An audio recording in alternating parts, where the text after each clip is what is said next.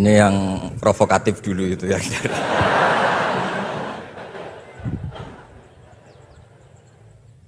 Semoga diampuni oleh Allah Ta'ala.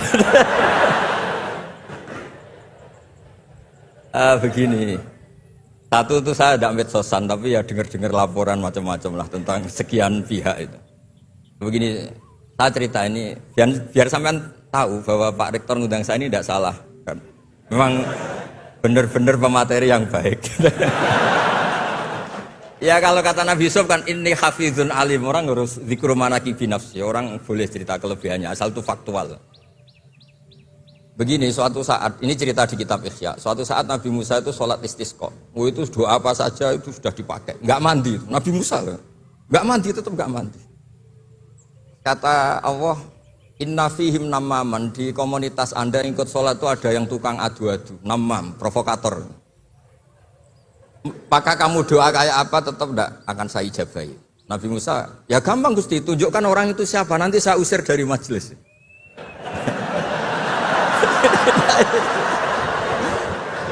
Jawabnya Allah itu lucu. Saya ini orang yang mengharamkan namam, mengharamkan namimah. Kalau saya menunjuk orang itu berarti saya juga namam. Intinya itu Allah terus mengabaikan sekian peristiwa namam. Jadi kalau pertanyaan provokatif terus kayak gitu tuh mesti diabaikan oleh Allah Ta'ala. Karena nanti repot itu. Repot. Memang saya termasuk Gus yang asli itu jelas kalau itu.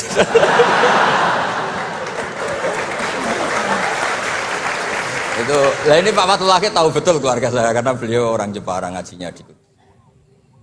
Ya, terus masalah fatwa tadi, fatwa sosial itu atau memahami pakai terjemah begini seperti yang dikatakan Pak Kures.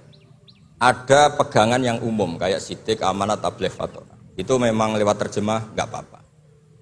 Tapi ada terjemah yang nggak mengganti bahasa Arab. Misalnya kata sembahyang, mungkin perasaannya orang Bali sembahyang itu apa, perasaan kita sembahyang itu apa, itu kan subjektif. Misalnya begini, ada ayat yang agak sensitif. Ketika Anda salah paham dengan istri itu wadribuhun, fahjuruhunna fil madhaji wadribuhun. Itu kan riskan betul. Maka pukullah istri kamu. Pukul itu kan konotasinya itu buruk. Tapi di semua tareh, saya bilang tidak sebagian, di semua tareh itu disebut dorban ghairu mubarrihin, mukul yang tidak melukai. Jadi orang Arab itu punya adat. Kalau kecewa itu dorobu bin ni'al wasau. Jadi mukul itu pakai kain, pakai kacu, pakai. Nah, di Jawa kata mukul itu ya mesti kekerasan itu. Nah, yang jenis ini turiskan kalau dari bahasa Arab pindah ke Jawa. Jadi ada yang riskan, ada enggak. Nah, sebab itu saya sering bilang, saya ini kan belajar tafsir insya Allah lah, khatam. Cuma saya tidak suka nulis, karena sudah ada yang nulis. Karena saya nulis tetap saja dianggap top Pak Kures, jadi tidak usah nulis lah, sudah ada. Begini, yang penting saya menghormati beliau karena nulis khatam. Pentingnya nulis itu memang khatam, mulai awal A sampai Z. Pentingnya khatam itu apa? Di situ ada dialog. Ada dialog Allah sama nabinya, sama kekasihnya, bahkan sama musuhnya. Misalnya sama musuhnya. Itu Nabi Musa masih dibilangi sama Allah, faqula lahu qawlan layyinan. Ini penting saya utarakan. Nah, suatu saat Harun Ar-Rasyid ini didatangi ustadz, mungkin ustadz yang amatir lah, masih latihan ustadz, jadi masih ekstrim itu. Ya Amirul Mukminin, ini nasihun lak, famusyaddidun alaika, fala tajidanna fi nafsika aliyya syai'an. Biar sampai latihan bahasa Arab nanti Pak Rektor. Bukan Anda, Gus naturalisasi tadi, Anda. Saya akan memberi nasihat engkau, kemudian cara nasihat saya itu musyaddid, ekstrim. Maka jangan kamu anggap serius. Maksudnya jangan penjarakan saya ketika saya nasihat ke kamu ini kasar. Jawabnya Harun Ar-Rasyid itu langsung bilang gini. Bilang ya jahil, ini karena Arab. Orang Arab itu kalau ngomong jahil itu tidak sekasar yang kamu bayangkan, karena makanya bahasa Arab itu susah. Saya itu, ini cerita ke Pak Kures, ini curhat, bukan cerita mufti, curhat. Kiai Jawa kalau maknani wailak waihak itu ciloko kue. Padahal sering Nabi itu kalau kecewa sama seseorang bilang wailak sama waihak. Akhirnya santri tanya, lo katanya Nabi itu halus sopan santun kok ngendikan wailak waihak, yang artinya itu celaka kamu. Ada orang tanya Nabi dan orang itu tidak paham. Nabi ngendikan apa? Sakilat ka umuk. Cek siale mbokmu anak kue. Diterangkan enggak paham. Tapi sarah-sarah kayak kitab Irsyadus Sari itu bilang gini, kalimatu tarohumin wa talatufin. Ini kalimat yang orang Arab tuh merasa dekat sehingga bilang wailak. Tapi Kiai Jawa tetap saja maknani ciloko. Masalahnya di konteks itu yang dawuh itu Kanjeng. Nah, sing ngendikan ini orang Solo ini kan gak apa-apa. Kayak bakat gitu aja terus orang gitu. Nah, yang seperti ini nggak bisa dipindah ke terjemah. Dan itu saya teliti dari sekian tradisi. Ya tadi kayak wadribuhun. Makanya terus ulama nyusuli dorban ghairu mubarrihin. Mukul tapi tidak melukai. Karena orang Arab itu biasa kecewa mukul pakai peci. Tapi kalau orang Jawa nggak yang mukul. Kedua misalnya contoh mahar. Orang Arab kalau masih mahar itu banyak. Karena jumlah mahar banyak, kemudian setelah suami istri hubungan intim, setelah dicerai itu kadang kepikiran ngambil karena maharnya misalnya Alphard 1 miliar gedung. Sehingga harus ada pelarangan mengambil ulang mahar. Wa in aradtum istibdala zawji makana zawji wa ataitum isdahunna qintaran fala ta'khudhu minhu syai'a. Atakhudunahu buhtana wa itsmam mubina. Terus wa kaifa ta'khuduna? Mahar yang sudah kamu kasihkan jangan kamu tarik lagi. Wong kamu sudah hubungan suami istri kok maharnya ditarik lagi. Jangan. Kenapa ada kata jangan ambil lagi? Karena maharnya itu Alphard, gedung, uang 1 miliar. Dulu Pak Rektor ketika nikah itu seperangkat alat sholat, gak dilarang juga gak akan diambil itu. Artinya gini, gak mungkin andikan Quran turun di Indonesia ada kata fala ta'khudhu minhu saya 100.000 seperangkat alat. Saya jadi kiai itu sampai bosan karena tiap nikahkan tuh maharnya seperangkat alat sholat. Itu kalau sudah nikah 10 tahun bentuknya sudah kayak apa ya? Itu nggak usah Allah repot-repot bilang jangan ambil lagi, jangan ambil lagi. Nah, itu kondisi yang antara kita dan tradisi Arab itu beda. Dan saya belajar tafsir sampai segitunya, makanya nggak salah lah kalau saya diundang itu nggak salah. Maksud saya yang naturalisasi tadi ya nggak usah diundang gitu maksudnya. Kalau nggak memenuhi kualifikasi tafsir loh ya. Ya karena kalau nggak memenuhi kualifikasi apa tafsir. Tapi jangan terus ngundang saya terus, nggak mau juga saya. Nah tadi yang pertanyaannya Pak dosen Pak Ghafur tadi.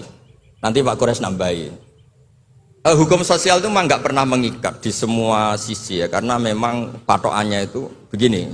Saya ambilkan contoh di Quran ya, karena ini memang tema tafsir. Di hal-hal sosial itu kekasihnya Allah pun didhawuhi Allah begini. Wa in adri la'allahu fitnatul lakum wa mata'un wil akhir. Wa ma adri ma yuf'alu bi wala bikum. Jadi Nabi misalnya mau perang, misalnya perang apa ini. Allah terus bilang, "Muhammad kamu tenang saja, pasti menang." Enggak. Karena kalau dibilang begitu nanti kendilnya Nabi atau keberanian Nabi dikira karena ada jaminan, tetap. Sehingga nyuwun sewu Nabi juga pernah mengalami perang menang di Badar, pernah mengalami kalah di Uhud. Jadi di bab-bab sosial itu memang Allah membiarkan hukum sosial yang berjalan. Sampai Ibnu Khaldun ngendikan begini, saya masih ingat betul dan itu saya pegang. Nabi sebagai Nabi itu kena aturan hukum sosial. Meskipun beliau punya mukjizat kayak apa, ketemu orang harus santun, ketemu anak kecil harus sayang, ketemu orang sepuh harus hormat. Andai kan Nabi bisa terbang ke langit sekalipun, Mi'raj, tapi ketemu anak kecil nampar, ketemu orang sepuh ngeludahi, tetap gak diterima oleh publik. Walaupun tafadzun ghalidul qalbi lan faddu min khaliq. Betapa pentingnya tata krama sosial.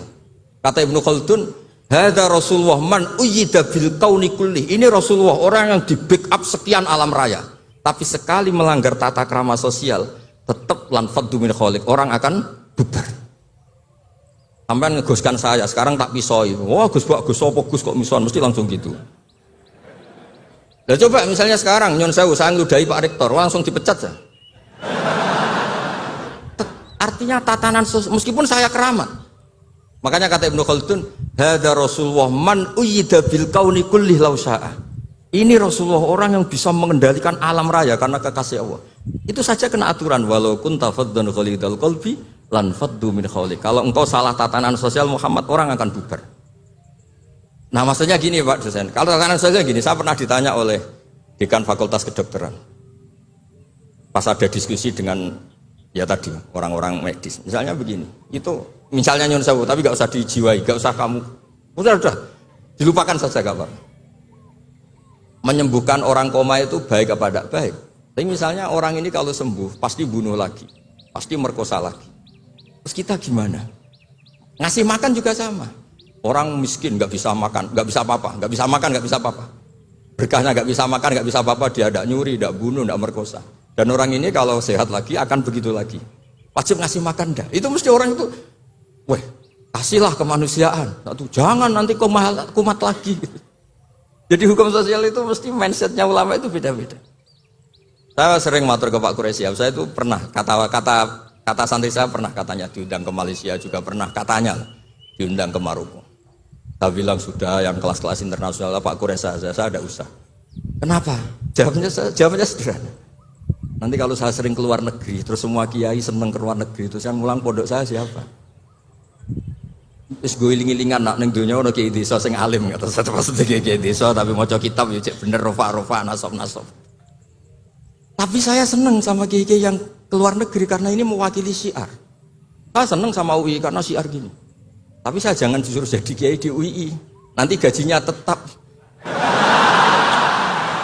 Kalau kiai kan sering dapat gaji min khaisul ayah tasib. Kayaknya jumlahnya banyak saya Mas. Jadi yang hukum-hukum sosial tuh biarlah alam yang ya sudah setuju ya. Oh ya pokoknya gitu.